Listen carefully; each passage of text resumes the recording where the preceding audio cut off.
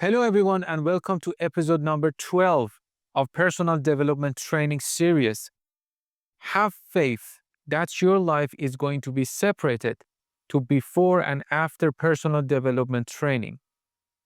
What we do in life echoes in eternity. This episode is about feelings and emotions. People really try to improve their life. There are mornings when they wake up with a quiet sense of hope. They sit on the edge of the bed for a second and think, okay, today matters. They make plans, set goals, and open their laptops, send the emails they're postponing. They make calls, practice again, and wait for a reply. We have people who study for an exam for 10 years. We watch friends move on while they're still reviewing notes. Someone tries to rebuild a business that already failed once and still remembers the embarrassment and telling people it didn't work. Another person fights to keep a relationship that still matters, even though conversations have become heavier. And someone is trying to keep it together under financial pressure. The first time things don't work out, they say it's part of the process. The second time, they regroup. But the third time, they start getting quieter. Because when effort keeps colliding with resistance, something internal begins to shift. A quiet fatigue settles in, not physical, but mental. You start questioning things you were once certain about. They say to themselves, maybe I chose the wrong field. Maybe I'm too late. Maybe other people just have something I don't. And before any final result is decided, before success or failure becomes official, emotions quietly begin shaping what you'll do next. So, let's investigate some of the most important emotions. Number one is anger. Anger often starts as disappointment. You expected fairness, recognition, and respect. You showed up, you gave energy, you stayed late, you tried to be patient and strong, and when the outcome feels uneven, something inside tightens. At first, it's subtle, a small internal protests. You brush it off. But if similar experiences repeat, anger does not leave. It's gonna stay. At work, you become less generous with your effort. You still do your ordinary tasks, but without heart, without soul. You stop volunteering ideas. You stop stretching yourself.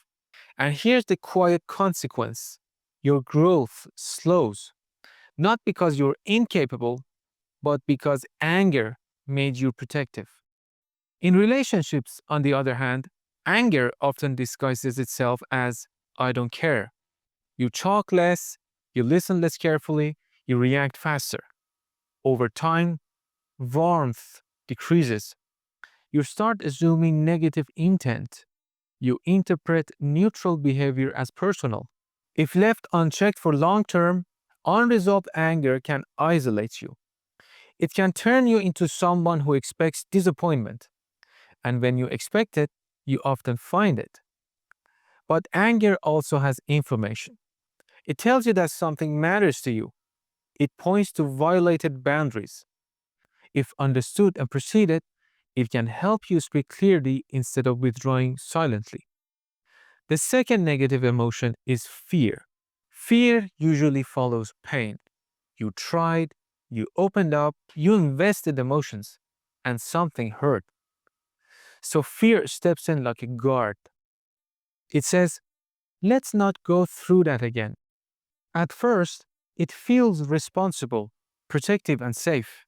You double check things, you think carefully, you avoid obvious risks. But fear, when dominant, shrinks possibility. You don't apply for that role because you're not 100% ready. You don't start the project because the market isn't stable enough. You don't express feelings because rejection feels unbearable. Years pass by. You might look back and realize the biggest losses weren't failures, they were chances you never took. Fear protects you from short term pain. But on the long run, it can cost you expansion. Your life won't grow. Yet fear isn't an enemy. It highlights what you care about. It shows you where growth edges exists. When faced gradually instead of avoided completely, fear builds courage. Next emotion that we are going to talk about is shame.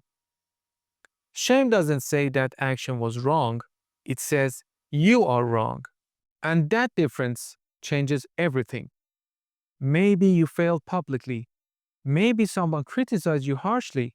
Maybe you didn't meet your own standards. If shame takes root, your internal narrative shifts. You hesitate before speaking. You downplay achievements. You apologize too often. In relationships, you might overgive to compensate. This is too dangerous. Or you might withdraw because you don't feel worthy of closeness and love. Imagine not deeming yourself worthy because of shame. Long term, shame limits visibility. You become smaller in rooms you deserve to stand tall in. But when shame is faced, when you separate behavior from identity, it becomes humility instead of self sabotage. Healthy humility keeps you learning. Toxic shame keeps you hiding. Next emotion we are going to talk about is anxiety, one of the popular subjects these days. Anxiety lives in anticipation. Anxiety lives in anticipation. Next emotion that we are going to talk about is anxiety, one of the popular subjects these days. Anxiety lives in anticipation. It rehearses problems that haven't happened yet. It scans for threats. It calculates worst-case scenarios. At midnight, it doesn't let you sleep.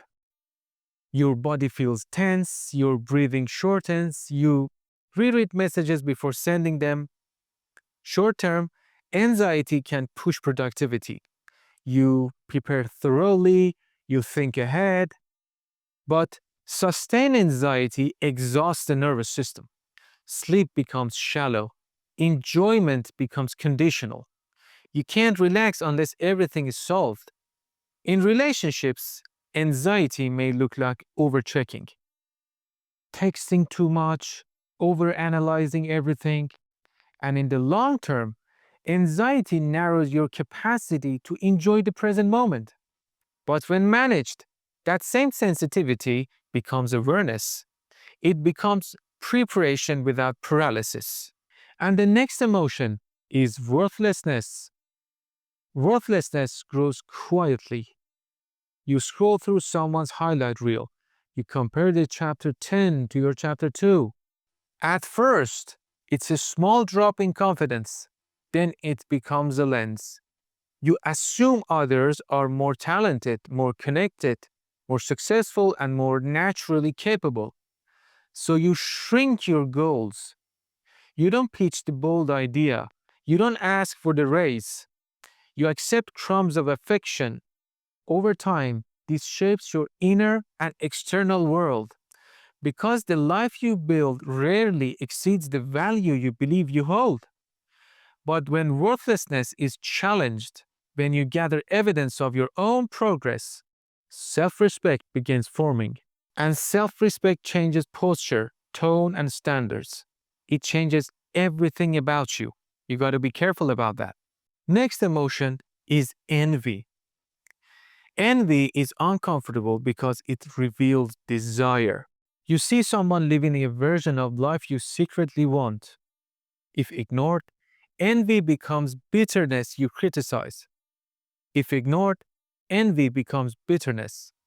You criticize, you disconnect, you convince yourself their success isn't real. How many times have you told yourself that rich people are not happy? But if you sit with envy honestly, it becomes a compass. It says, look, this matters to you. And that realization is self awareness and can redirect your efforts. Now, for the second part of our video, let's talk about positive emotions. Number one is inspiration. Inspiration is envy without hostility. It shifts the question from why not me to what can I learn? Inspired people move, they experiment, they tolerate imperfection. In the long term, inspiration builds skill. Skill builds confidence, and confidence builds momentum. Momentum changes identity. This is what we look for. We want to improve our self image, right? So it begins with inspiration. Next positive emotion is self satisfaction. Self satisfaction is not arrogance, it's internal steadiness. It's finishing the day and knowing you showed up honestly. You cared about yourself. You were important to yourself. You did everything you could. Self satisfaction protects mental health. It reduces the need for constant comparison. It makes progress sustainable. Without self satisfaction, ambition turns into chronic dissatisfaction. With self satisfaction, ambition becomes purposeful instead of desperate. Next positive emotion is hope. Hope survives through evidence. Even after setbacks, hope says there's still a path because in the past you did something. Hope doesn't deny difficulty, it simply refuses finality too early. Long term, hope increases resilience because it keeps effort alive, and effort repeated over years compounds and actually reinforces hope. Next positive emotion is self confidence. Self confidence forms through kept promises. You said you would try again, and you did. You said you would recover from that pain, and you worked on it. Each follow through strengthens identity. When self confidence grows, you stop outsourcing every decision. You move with less hesitation. And that creates leadership in your own life. And the next positive emotion is gratitude. Gratitude widens perception. It reminds you of what's stable, what's supportive, what's already been built, and what you already have. It softens urgency. People who have a lot of stress and anxiety, you might want to try this gratitude thing. It deepens relationships. It balances striving and appreciation. You are both trying and also enjoying what you have. Gratitude doesn't eliminate ambition, it just stabilizes it. Years later, when you look back, you'll see that events mattered, yes, but what truly shaped your path were the emotion that stayed long enough to guide your decisions. Yes, we choose through emotion, we persist through emotion, and we withdraw through emotion. You don't need to eliminate fear or anger or doubt. That's unrealistic. The real question is which emotion becomes your dominant pattern? You see, all these emotions are inside us, and the one we feed most will become our persuasive pattern. So it is you that who decides, so it is you.